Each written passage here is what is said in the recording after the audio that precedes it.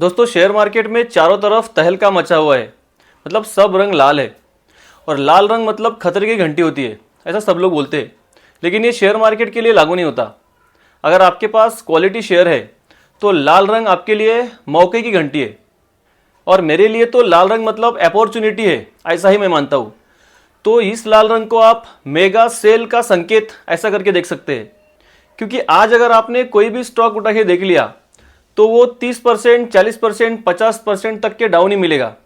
लेकिन ये वक्त है कचरा स्टॉक बेच के क्वालिटी स्टॉक उठाने का, या फिर एवरेज करने का, या फिर एक्यूमुलेट करने का, क्योंकि ये मौका बार बार नहीं मिलता। निफ्टी का पी उठा के देखेंगे तो पता चलेगा कि इतने पी पे निफ्टी इसके पहले कब कब आया है हिस्ट्री में, फिर पता चलेगा कि ये कितनी बड़ी अपॉर्चुनिटी है। लेकिन जो न्यू इन्वेस्टर्स है, जो कोविड के बाद एंट्री किए हैं, उनको ज़्यादा पता नहीं हो सकता, क्योंकि उन्होंने सिर्फ बुल मार्केट देखा है। बियर मार्केट क्या होता है उनको पता नहीं है। लेकिन जो पुराने इन्वेस्टर्स है, जिन्होंने मिनिमम 2 बियर मार्केट देखे हैं और मिनिमम 2 बुल मार्केट देखे हैं, उनको पता है कि मार्केट कैसे बिहेव करता है। तो ऐसे मार्केट में क्या उठाना है और क्या बेचना है उनको पता है। और अगर सच में ऐसे मार्केट में आप टिक गए, इसमें अच्छे पेशेंस रख के खुद को संभाल लिया, तो यकीन मानिए आपको ये मार्केट और भी मजबूत बनाएगा। तो इस बियर मार्केट में टिकना और इसको अच्छे से समझ लेना, ये भी बहुत बड़ा काम है नए इन्वेस्टर के लिए। तो ऐसे में जो समझदार इन्वेस्टर्स है वो ऐसे स्टॉक्स पे नज़र रखेंगे जो फंडामेंटली स्ट्रॉन्ग है, कंपनियां जिनका फ्यूचर स्ट्रॉन्ग है और जो अपने मीडियन पी के भी नीचे मिल रहे हैं या फिर उसके आसपास मिल रहे हैं। तो आइए ऐसे ही 5 स्टॉक्स के बारे में डिस्कस करते हैं। लेकिन मेरा किसी भी स्टॉक्स में कोई बाय या सेल का रिकमेंडेशन नहीं है। This video is only for educational purpose. Kindly consult your financial advisor before investing. तो सबसे पहले डिस्कस करते हैं एंजल वन को। अपने हाई से 48% तक के टूट गया है। फाइनेंस और इन्वेस्टमेंट इंडस्ट्री का बिजनेस है।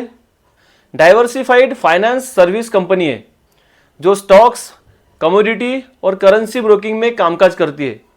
इसके अलावा इंस्टीट्यूशनल ब्रोकिंग और मार्जिन ट्रेडिंग फैसिलिटी भी प्रोवाइड करती है और एनबीएफसी करके भी काम करती है।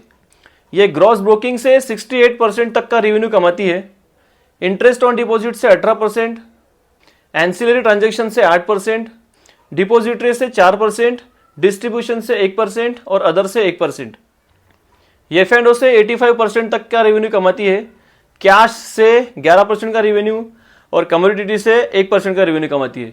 इसमें सबसे ज़्यादा ध्यान देने वाली बात मुझे ये लगती है कि इसका जो मीडियन पी है 5 साल का और 10 साल का भी, वो 19 का है और अभी ये 13 के पी पे अवेलेबल है। और क्योंकि ये शेयर बाजार से जुड़ी हुई कंपनी है, जुड़ा हुआ बिजनेस है, तो बियर मार्केट में या डाउन मार्केट में ये 50%, 60% तक के फॉल भी हो सकती है।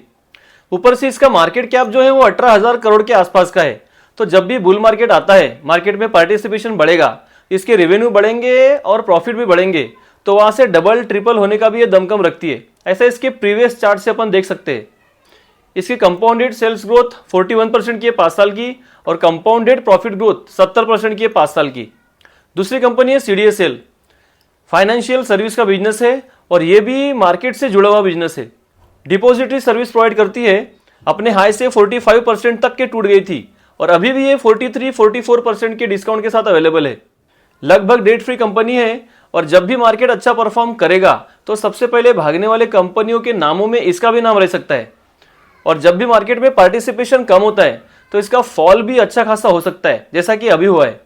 इसके वैल्यूएशन की बात करूं तो अभी रीजनेबल वैल्यूएशन पे आ गई है, ऐसा बोल सकते हैं, क्योंकि इसका जो मीडियन पी है वो 45 का है 5 साल का और अभी ये 42 के पी पे अवेलेबल है और ये 75 के पी पर भी ट्रेड कर रही थी एक समय पे। 278 करोड़ के सेल्स थे इसके लास्ट क्वार्टर में, जो कि क्वार्टर एंड क्वार्टर अच्छे थे और नेट प्रॉफिट भी क्वार्टर एंड क्वार्टर काफी अच्छा दर्ज किया था। इसका कंपाउंडेड जो सेल्स ग्रोथ है 5 साल का वो 33% का है। कंपाउंडेड प्रॉफिट ग्रोथ 30% की है 5 साल की और 54% का स्टॉक प्राइस सीएजीआर है 5 साल का। तीसरी कंपनी है परसिस्टेंट सिस्टम। इसमें इतना हेवी फॉल तो नहीं हुआ है, लेकिन फिर भी 23-24% के डिस्काउंट के साथ अभी अवेलेबल है। लेकिन ये डिस्काउंट भी एक बेहतर डिस्काउंट है, ऐसा बोल सकते हैं, अगर कंपनी के स्टॉक में, कंपनी के बिजनेस में वो दम है तो।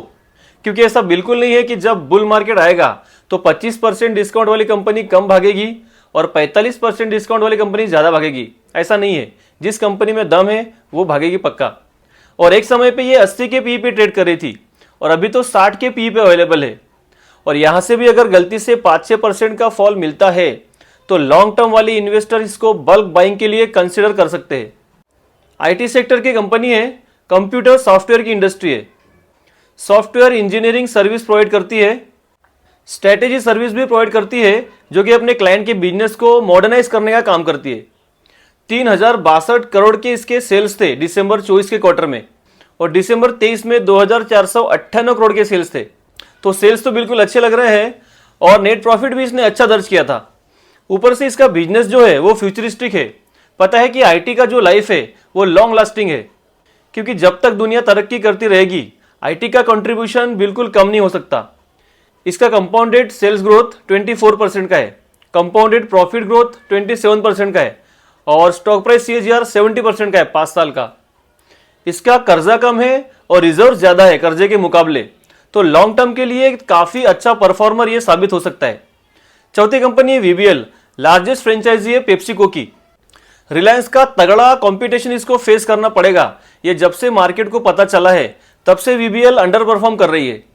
लेकिन कैंपा कोला का ब्रांड और पेप्सी का ब्रांड दोनों में कंपैरिजन करना इतना भी आसान और इजी नहीं है, ऐसा बोल सकते हैं। मतलब मार्केट शेयर तो ले सकता है, लेकिन VBL में मतलब पेप्सी में वो बात है कि वो टक्कर तो दे सकता है, क्योंकि इसके पूरे वर्ल्ड में काफी अच्छा प्रेजेंस है और ब्रांड वैल्यू भी काफी तगड़ी है। इंडिया में 36 मैन्युफैक्चरिंग फैसिलिटी है और इंटरनेशनली 12 है। डिस्ट्रीब्यूशन नेटवर्क बढ़िया है, सप्लाई चेन भी काफी तगड़ी है। 130 इसके डेपोट है खुद के और 2500 से भी ज्यादा खुद के व्हीकल्स है और 2500 से भी ज्यादा इनके प्राइमरी डिस्ट्रीब्यूटर्स है और करंटली इन्होंने 10 करोड़ से भी ज्यादा VC कूलर इंस्टॉल किए हैं। तो स्ट्रॉन्ग नेटवर्क है, एक्सपांशन भी काफी बढ़िया है और डेट फ्री कंपनी है। कंपाउंडेड सेल्स ग्रोथ 23% के 10 साल की, कंपाउंडेड प्रॉफिट ग्रोथ 63% के 10 साल की। इसका स्टॉक प्राइस CAGR 46% का है 5 साल का। इतना अच्छा अगर ग्रोथ नहीं भी दिया, मतलब 25% की भी अगर ग्रोथ अपन ने एक्सपेक्ट किया तो भी बढ़िया है और प्रैक्टिकल भी है और पॉसिबल भी है। पांचवी कंपनी है पीडीलाइट, कंसिस्टेंट कंपाउंडर है और मोनोपोली बिजनेस है। इसकी ब्रांड वैल्यू भी काफी तगड़ी है और ऐसे स्टॉक में अगर 20-22% का डिस्काउंट मिला तो भी इसमें लॉन्ग टर्म वाले इन्वेस्टर्स काफी मौका ढूंढते हैं और शॉर्ट टर्म के इन्वेस्टर्स भी इसमें मौका ढूंढते हैं। मतलब पीडीलाइट अब तक लॉन्ग टर्म वालों के लिए भी और शॉर्ट टर्म वालों के लिए भी प्रॉफिटेबल ही साबित हुई है और जिस तरह का इसका मोनोपोली बिजनेस है ये फ्यूचर में भी प्रॉफिटेबल ही साबित होगी, ऐसा तो बोल सकते हैं।